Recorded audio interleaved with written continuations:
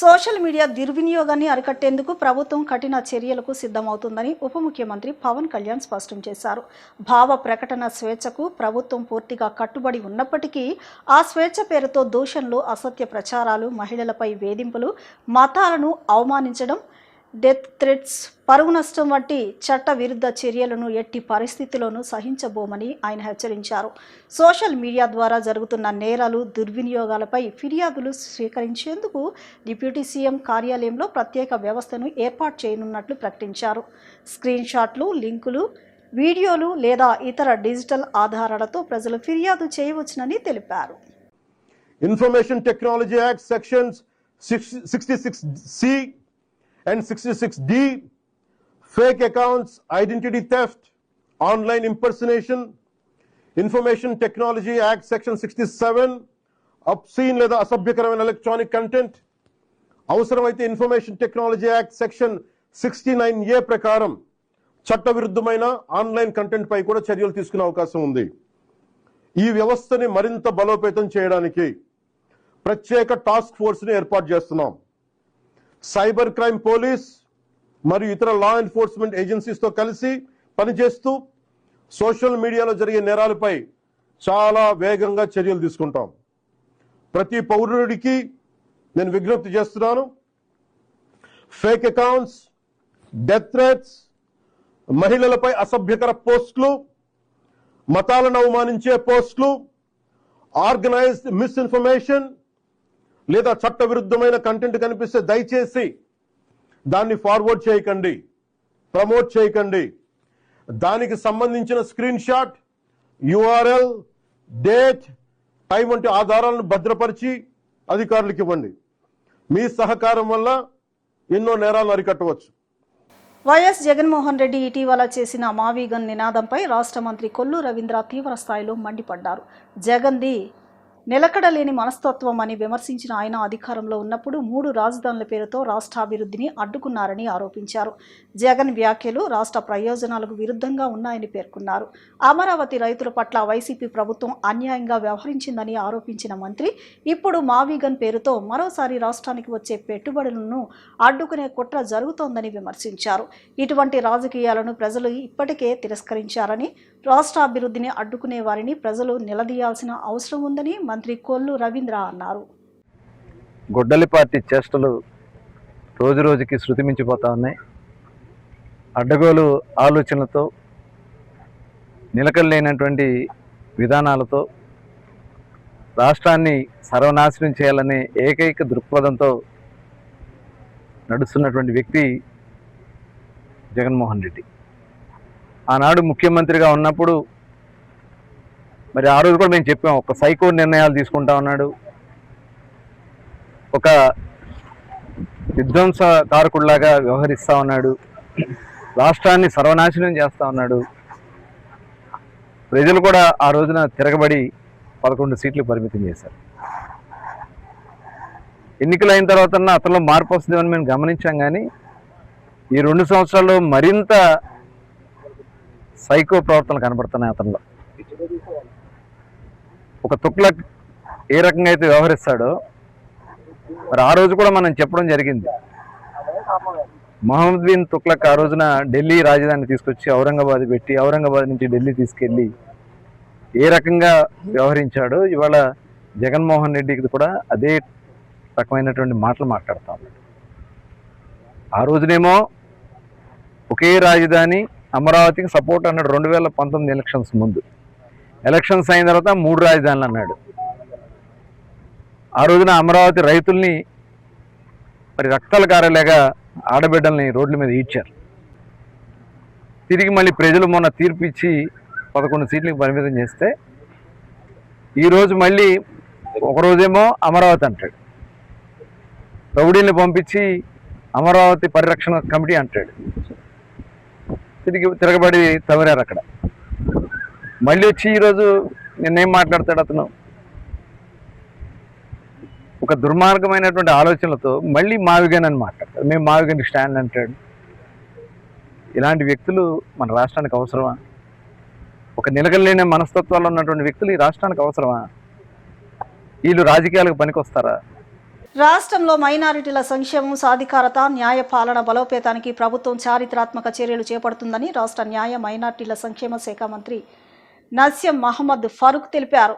స్వర్ణాంధ్రప్రదేశ్ 2047 లక్ష్య సాధన దిశగా మైనారిటీల విద్య, ఉపాధి, ఆర్థిక సాధికారత, వక్ఫ్ ఆస్తుల పరిరక్షణ, హజ్ సేవలు, డిజిటల్ పరిపాలన, న్యాయ సంస్కరణలు, కోట్ల మౌలిక వసతుల అభివృద్ధికి ప్రభుత్వం అత్యంత ప్రాధాన్యతనిస్తుందన్నారు. గత 2 ఏళ్లలో మైనారిటీల సంక్షేమ శాఖకు కేటాయించిన భారీ బడ్జెట్తో పాటు వివిధ సంక్షేమ పథకాల ద్వారా లక్షలాది మంది కుటుంబాలకు లబ్ధి చేకూరుతుందని వెల్లడించారు. విద్యారంగంలో ఉచిత కోచింగ్, నైపుణ్యాభివృద్ధి కార్యక్రమాలు, వక్ఫ్ ఆస్తుల రక్షణ, హజ్ యాత్రికులకు ప్రత్యేక సేవలు, ఉర్దూ భాషాభివృద్ధి కార్యక్రమాలు విజయవంతంగా అమలు చేసినట్లు తెలిపారు. అలాగే న్యాయపాలనలో పారదర్శకత, కోట్ల బలోపేతం, న్యాయవాదుల సంక్షేమం కోసం కీలక సంస్కరణలు చేపట్టామని పేర్కొన్నారు. 2026-27లో మరింత విస్తృత స్థాయిలో అభివృద్ధి సంక్షేమ కార్యక్రమాలను అమలు చేస్తూ మైనారిటీల సాధికారతకు ప్రభుత్వం కట్టుబడి ఉందని మంత్రి స్పష్టం చేశారు. ఉండే దాడులందరికీ కూడా మేము బడ్జెట్ నుంచి కేటాయించేది దాన్ని సబ్ ప్లాన్గా దానికి 1587,000 కోట్ల రూపాయలు 91 లక్షల రూపాయలు కేటాయించడం జరిగింది. టోటల్గా 4,04,06 లక్షల రూపాయలు ఆ సంవత్సరం 24-25కు కేటాయించడం జరిగింది. అదేవిధంగా ఎక్స్పెండిచర్ కూడా మీకు ఇచ్చాము. అందులో మైనార్టీ వెల్ఫేర్ డిపార్ట్మెంట్ నుంచి ఎక్స్పెండిచర్ కూడా సబ్ ప్లాన్ కానీ అంతా కలిస్తే 3,701 కోట్ల రూపాయలు మనము సబ్ ప్లాన్ ద్వారా, అదేవిధంగా మైనార్టీ వెల్ఫేర్ డిపార్ట్మెంట్ ద్వారా ఇవ్వడం జరిగింది. 24, 25, 26 గారు 3,056 కోట్లు. అదేవిధంగా సబ్ ప్లాన్కు 2,532 కోట్లు. అదేవిధంగా టోటల్ వెరిసి 5,529 కోట్లు. మరి వ్యయం మీద చెప్తే మీకు ఖర్చు చూస్తే దాదాపుగా 25కు 26కు 2,250 కోట్లు. సబ్ ప్లాన్ ద్వారా 2,532 కోట్లు. టోటల్గా 4,782 కోట్ల రూపాయలు మనం మైనార్టీ సంక్షేమ అభివృద్ధి కోసం ఖర్చు పెట్టడం జరిగింది. అదేవిధంగా ఈ సంవత్సరం అంటే ఇప్పుడు మీకు తెలుసు తర్వాత 3 నెలలు అయింది. మార్చి తర్వాత ఏప్రిల్, మే, జూన్, ఇది జూలై 2వ తేదీ కాబట్టి జూన్ వరకు మీకు 2026-27 గాను 2,999,94,59 లక్షలు బడ్జెట్ కేటాయింపు. అందులో సబ్ ప్లాన్కు 3,150 కోట్ల రూపాయలు కేటాయించడం జరిగింది. ఇది సంవత్సరానికి గాను. ఇప్పుడు ఖర్చు అయింది మీకు తెలుసు, మీకు ఇచ్చాము. మొత్తం కలిసి 6,152 కోట్ల రూపాయలు మనకు అలొకేషన్ చేయడం జరిగింది బడ్జెట్లో. మన ఎక్స్పెండిచర్ ఇప్పటికీ మన 3 నెలలకు 495 కోట్ల రూపాయలు. అదేవిధంగా సబ్ ప్లాన్ ద్వారా 788 కోట్ల రూపాయలు, మొత్తం కలిపి 1,283 కోట్ల రూపాయలు. మేము మొత్తం ఈ దాదాపుగా ఈ 2 సంవత్సరాల్లో మీకు 9,759 కోట్ల రూపాయలు ఖర్చు పెట్టడం జరిగింది మైనార్టీ వెల్ఫేర్ కోసం. ప్రతిపక్ష నేత వైఎస్ జగన్మోహన్ రెడ్డి నిర్వహిస్తున్న ప్రెస్ మీట్లు ప్రజలకు సమాధానం చెప్పే వేదికలు కాకుండా ప్రశ్నలకు దూరంగా ఉండే కార్యక్రమాలుగా మారాయని రాష్ట్ర మంత్రి వాసంశెట్టి సుభాష్ విమర్శించారు. అమరావతి, పోలవరం అభివృద్ధిపై కూటమి ప్రభుత్వం వేగంగా ముందుకు సాగుతోందని, గత ప్రభుత్వ హయాంలో రాష్ట్రాభివృద్ధి దెబ్బతినిందని ఆయన ఆరోపించారు. పెట్టుబడులను అడ్డుకునే కుట్రలు మానుకొని రాష్ట్రాభివృద్ధికి సహకరించాలని ప్రతిపక్షానికి మంత్రి సూచించారు. ఏ రోజు కూడా ప్రజలు బాధపడిపోతూ ఉన్నారు అని మాట్లాడే ఆయన ఏ రోజు అసెంబ్లీకి రారు. అలాగే నిన్న ప్రెస్ మీట్ పెట్టారు. ప్రెస్ మీట్లు పెట్టినప్పుడు విలేకరులందరినీ కూడా ఆహ్వానించడం జరిగింది. కనీసం విలేకరుల సోదరులు అడిగే ప్రశ్నలకు కూడా సమాధానం చెప్పలేని పరిస్థితిలో ఆయన ప్రెస్ మీట్లు ఎందుకు పెట్టడం? ఒక పక్క ప్రజలకి జవాబుదారీ కాదు, ప్రజలకు సమాధానం చెప్పరు, అతను ఓట్లు వేసిన కార్యకర్తలకు కానీ వీళ్ళకి సమాధానం చెప్పరు, అసెంబ్లీకి రారు, ప్రజల్లోకి రారు. ఒక పక్క విలేకరుల సమావేశం అని పెట్టి విలేకరులు అడిగిన ప్రశ్నలకు సమాధానం చెప్పకుండా మొఖం చాటేసుకోవడం, ఆ మాత్రం దానికి ప్రెస్ మీట్లు ఎందుకని అడుగుతా ఉన్నాను. సగౌరవంగా చెప్పుకోండి. మీరు విశాఖపట్నం గురించి విలేకరు సోదరుడు ఒక క్వశ్చన్ అడిగారు, సగౌరవంగా చెప్పుకోండి. మీరు మేము విశాఖపట్నం అక్కడి నుంచే పాలిస్తానని మేము చెప్పాం, మాకు ఆనవాయితీగా వస్తున్న ప్యాలెస్లు కట్టుకోవడం మాకు ఆనవాయితీ, అందుకని రిషికొండకి గుండు గీకాం, అక్కడ ఒక ప్యాలెస్ నిర్మించుకున్నాం, మేము వచ్చి ఉంటే అక్కడి నుంచే పాలిందాం అని చెప్పుకోండి, తప్పే ఉంది.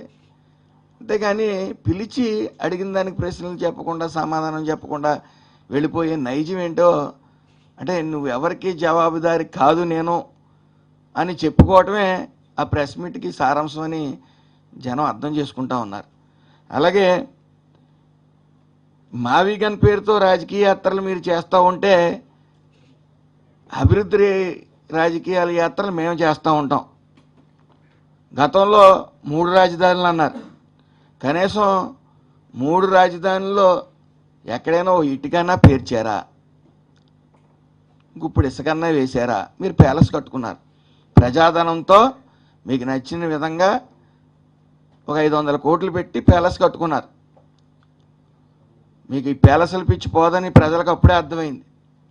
ఒక అమాయకుణ్ణి పోలీసులు అకారణంగా వేధించి ఆ వేధింపులను తట్టుకోలేక అతను బలవన్మరణానికి పాల్పడినా కనీసం పట్టించుకునే స్థితిలో కూడా ముఖ్యమంత్రి చంద్రబాబు లేరని వైసీపీ అధినేత మాజీ ముఖ్యమంత్రి వైఎస్ జగన్మోహన్ రెడ్డి ఆవేదన వ్యక్తం చేశారు. పైగా ఈ ఘటనలో బాధ్యులైన పోలీసులను రక్షించే ప్రయత్నాలు జరుగుతున్నాయని ఆయన మండిపడ్డారు. విజయవాడలో మృతి చెందిన పేరుపోగు క్రాంతికుమార్ కుటుంబ సభ్యులను పరామర్శించిన అనంతరం వైఎస్ జగన్మోహన్ రెడ్డి మీడియాతో మాట్లాడారు. క్రాంతికుమార్పై ఎలాంటి కేసులు లేవని, అతను కార్ డ్రైవర్గా పనిచేస్తున్నారని తెలిపారు. అయినప్పటికీ పోలీసులు అతన్ని ఎందుకు స్టేషన్కు పిలిచారో, ఎందుకు వేధించారో సమాధానం చెప్పాలని ఆయన డిమాండ్ చేశారు. సిఐ నాగరాజు తనను తీవ్రంగా వేధిస్తున్నాడని, ఆ వేధింపులను తట్టుకోలేకపోతున్నానంటూ క్రాంతికుమార్ స్వయంగా వీడియో రికార్డ్ చేసి అనంతరం ఆత్మహత్యకు పాల్పడ్డాడని జగన్ పేర్కొన్నారు. పోలీసుల వేధింపుల వల్లే క్రాంతికుమార్ కుటుంబం చిన్నాభిన్నమైందని ఆయన ఆవేదన వ్యక్తం చేశారు. గత 3 నెలలుగా పోలీసులు వేధిస్తున్నారని క్రాంతికుమార్ తన వీడియోలో స్పష్టంగా పేర్కొన్నారని తెలిపారు. ఆ వీడియోను మరణ వాంగ్మూలంగా పరిగణించి కేసు నమోదు చేయాల్సి ఉండగా ఎందుకు చర్యలు తీసుకోలేదని పోలీసులను ప్రశ్నించారు. కనీసం కుటుంబ సభ్యులు ఫిర్యాదు చేసినప్పటికీ కేసు నమోదు చేయకపోవడం దారుణమని విమర్శించారు. క్రాంతికుమార్ కుటుంబానికి అన్ని విధాలా అండగా ఉంటామని, న్యాయపరమైన సహాయం అందిస్తామని వైఎస్ జగన్మోహన్ రెడ్డి ప్రకటించారు. ఈరోజు ఇదే టాపిక్ ఇప్పటికే 2-3 సార్లు మాట్లాడారు. సార్ ఆ కుటుంబానికి వెళ్ళి ఆ కుటుంబాన్ని పరామర్శిస్తే హృదయ విదారకమైన పరిస్థితి అక్కడ కనిపిస్తుంది. ఈ పెద్దమ్మ, ఆ బాబు వాళ్ళ నాయనమ్మ,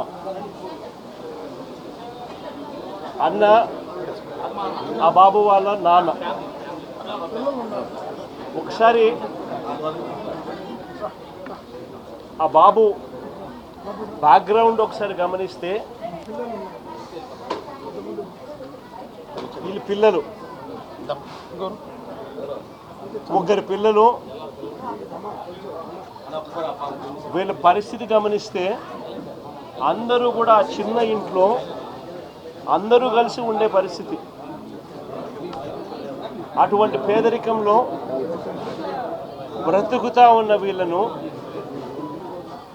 ఈ వ్యవస్థ ఎలా చిన్నాభిన్నం చేసింది అన్నదానికి నిదర్శనం. ఆ పిల్లాడు ఒక టాక్సీ డ్రైవర్. గత 8 సంవత్సరాలుగా ఆ పిల్లాడి మీద ఎటువంటి కేసులు కూడా లేవు. 8 సంవత్సరాల కిందట ఏదైనా చిన్న చిత్తగా కేసులు ఏదైనా ఉండింటే ఆ కేసులు కూడా కొట్టేశారు. ఏ కేసులోనూ ఆ పిల్లాడికి శిక్ష కూడా వల్ల 8 సంవత్సరాల కిందట ఏదైనా ఉండింటే కూడా. ఈ 8 సంవత్సరాలుగా ట్యాక్సీ తోలుకుంటా ఉన్నాడు. ఎటువంటి చిన్న చిత్తగా కేసులు కూడా లేవు. మరి ఎందుకు అలాంటి పిల్లాడిని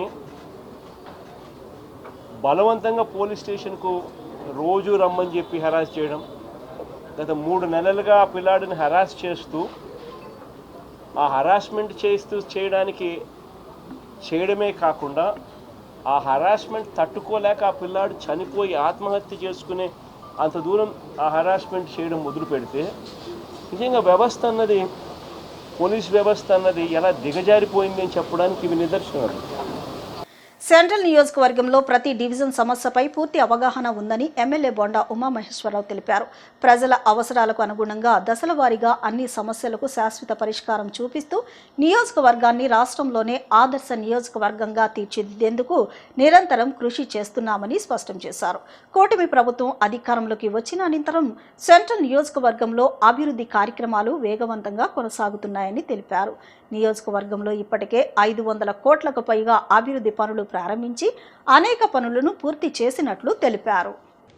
57వ division new Rajarajeswaripeta water tank ఎదురుగా కొత్తగా 17 లక్షలతో తాగునీటి పైప్ లైన్ పనులకు సెంట్రల్ ఎమ్మెల్యే బొండా ఉమామహేశ్వరరావు శంకుస్థాపన చేశారు. ఈ సందర్భంగా బొండా ఉమ మాట్లాడుతూ 2024లో కూటమి ప్రభుత్వం అధికారంలోకి వచ్చిన అనంతరం సెంట్రల్ నియోజకవర్గంలో అభివృద్ధి కార్యక్రమాలు వేగవంతంగా కొనసాగుతున్నాయని తెలిపారు. సీఎం చంద్రబాబు నాయుడు నాయకత్వంలో ప్రజలకు మెరుగైన మౌలిక వసతులు కల్పించడమే లక్ష్యంగా ప్రతి డివిజన్లో ప్రణాళికాబద్ధంగా అభివృద్ధి పనులు చేపడుతున్నామన్నారు. సెంట్రల్ నియోజకవర్గంలో ఇప్పటికే 500 కోట్లకు పైగా అభివృద్ధి పనులు ప్రారంభించి అనేక పనులను పూర్తి చేసినట్లు తెలిపారు. ఇటీవలే 98.68 కోట్ల వ్యయంతో Gunadala LC 316 railway road over bridge నిర్మాణానికి శంకుస్థాపన చేయడం ద్వారా దశాబ్దాలుగా ప్రజలు ఎదుర్కొంటున్న ట్రాఫిక్ సమస్యకు శాశ్వత పరిష్కారం లభించనుందని తెలిపారు. అదేవిధంగా సెంట్రల్ నియోజకవర్గంలో 21వ డివిజన్కు శుద్ధమైన తాగునీటిని అందించేందుకు 82 కోట్లతో వాంబే కాలనీ శంకుస్థాపన చేశామన్నారు. ఈరోజు ప్రారంభమైన పైప్ లైన్ పనులను 7 నుంచి 10 రోజుల్లో పూర్తి చేసి ప్రజలకు అందుబాటులోకి తీసుకురావాలని అధికారులను ఆదేశించారు. సెంట్రల్ నియోజకవర్గంలోని ప్రతి డివిజన్ సమస్యపై పూర్తి అవగాహన ఉందని, ప్రజల అవసరాలకు అనుగుణంగా దశల వారీగా అన్ని సమస్యలకు శాశ్వత పరిష్కారం చూపిస్తూ సెంట్రల్ నియోజకవర్గంలోని ప్రతి డివిజన్ సమస్యపై పూర్తి అవగాహన ఉందని, ప్రజల అవసరాలకు అనుగుణంగా దశల వారీగా అన్ని సమస్యలకు శాశ్వత పరిష్కారం చూపిస్తూ సెంట్రల్ నియోజకవర్గాన్ని రాష్ట్రంలోనే ఆదర్శ నియోజకవర్గంగా తీర్చిదిద్దేందుకు నిరంతరం కృషి చేస్తామని స్పష్టం చేశారు. కార్యక్రమంలో Nagavamsam corporation chairman Erubothu Ramanarao, division అధ్యక్షుడు SK కబీర్, SK నాగుల్ మీరా, సొంటి ఈశ్వరి, వేణు, ఎరుబోతు కనకారావు తదితరులు పాల్గొన్నారు. ఈ నియోజకవర్గ శాసనసభ్యుడిగా నేను గెలిచినాక, పార్లమెంట్ సభ్యుడిగా కేశినేని శివనాథ్ చిన్ని గెలిచినాక, చంద్రబాబు నాయుడు గారు ముఖ్యమంత్రి అయినాక ఈ నియోజకవర్గంలో అభివృద్ధి పరుగులెత్తుతూ ఉంది.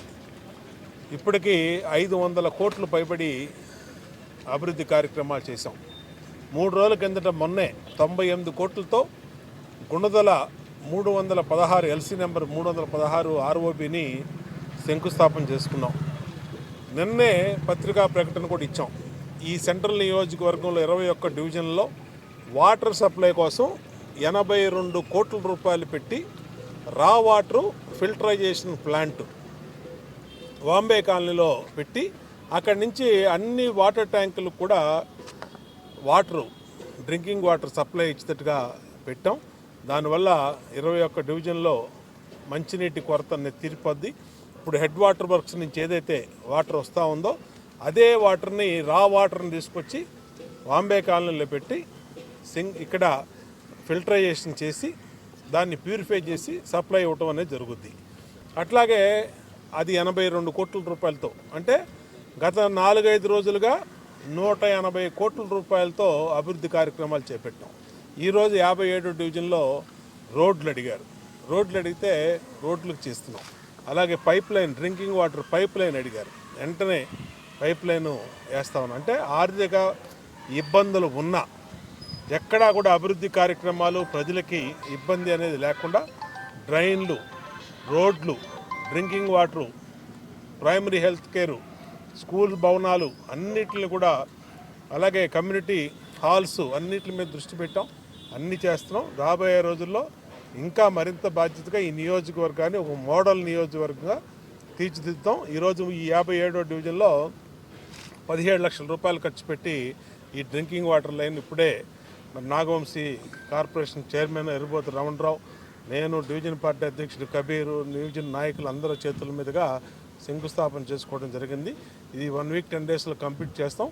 మిగిలినటువంటి అన్ని డివిజన్లో కూడా ప్రతి డివిజన్ మీద అవగాహన ఉంది. ఆ డివిజన్ల సమస్యల్ని ఒక ప్రణాళికాబద్ధంగా పూర్తి చేస్తామని తెలియజేస్తాం. వర్షాకాలాన్ని దృష్టిలో ఉంచుకుని బుడమేరు కాలువలో ప్రత్యేక పారిశుద్ధ్య చర్యలు చేపట్టినట్లు విజయవాడ నగరపాలక సంస్థ కమిషనర్ ధ్యానచంద్ర తెలిపారు. రామకృష్ణాపురం ప్రాంతంలో పేరుకుపోయిన ప్లాస్టిక్ వ్యర్థాలు, గుర్రపు టెక్కలు, లాంగ్ ఆర్మ్ యంత్రాలు బోట్ల సహాయంతో తొలగిస్తున్నట్లు పేర్కొన్నారు. కాలువల్లో నీటి ప్రవాహానికి ఎలాంటి ఆటంకం కలగకుండా ముందస్తు చర్యలు చేపడుతున్నామని, వరద ముప్పును తగ్గించేందుకు నగరంలోని ప్రధాన కాలువలు, డ్రైన్లతో ప్రత్యేక శుభ్రత కార్యక్రమాలు నిరంతరాయంగా కొనసాగుతున్నాయని తెలిపారు. ప్రజలు చెత్త, ప్లాస్టిక్ వ్యర్థాలను కాలువల్లో వేయకుండా సహకరించాలని విజ్ఞప్తి చేశారు. వలస కార్మికుల సమస్యలు తెలుసుకున్న ఎమ్మెల్యే వసంత జీకొండూరు మండలంలోని గడ్డమణుగు లోయలో నివసిస్తున్న వలస క్వారీ కార్మికుల కుటుంబాలను మైలవరం ఎమ్మెల్యే వసంత కృష్ణప్రసాద్ పరామర్శించారు. కార్మికులు నివసిస్తున్న ప్రాంతాన్ని పరిశీలించిన వారు వారి జీవన పరిస్థితులు, ఎదుర్కొంటున్న సమస్యలను అడిగి తెలుసుకున్నారు. కార్మికుల కుటుంబ సభ్యులతో మాట్లాడి వారి ఇబ్బందులను ఓపికగా విన్నారు. అంగన్వాడీ కేంద్రాన్ని సందర్శించారు. ఇక్కడకు సమీపంలో గతంలో నిర్వహించిన కెమికల్ ఫ్యాక్టరీ కారణంగా భూగర్భ జలాలు కలుషితమయ్యాయని చెప్పారు.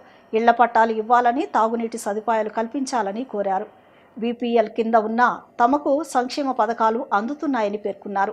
భూగర్భ జలాల కలుషితం గురించి పీసీబీకి లేఖ రాస్తామని, తాగునీటి సమస్య నివారణకు ఆర్ఓ ప్లాంట్ నిర్మిస్తామన్నారు.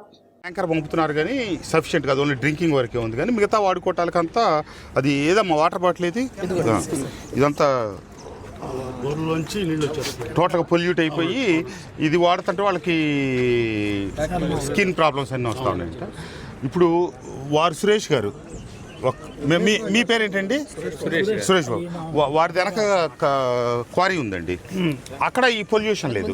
వాళ్ళ దగ్గర బోర్ అంతా ఉంది. అది ఇక్కడికి దగ్గర 1/2 కిలోమీటర్ అనమాట. మీరు కనుక ఇది పైప్ లైన్ వేస్తే వాళ్ళు బోర్లోంచి వాటర్ వాళ్ళు ఫ్రీగా ఇస్తా ఉంటున్నారు, కంటిన్యూస్ కనెక్ట్ చేస్తూ ఉన్నారు. ఇది మీరు తక్షణం ఈ పైప్ లైన్ ఇది చేస్తే ఇక్కడ ఆర్ఓ ప్లాంట్ పెట్టడానికి నేను ఒక ప్రైవేట్ పార్టీని ఒప్పించానండి. వాళ్ళే పెట్టి వాళ్ళే కంటిన్యూస్గా మెయింటైన్ చేస్తూ ఉన్నారు. ఇక్కడ వాటర్ ప్రాబ్లమ్ సాల్వ్ అవుద్ది. మనం మేజర్గా మీరు ఈ పైప్ లైన్కి సంబంధించిన ఇష్యూ నాకు చేయండి.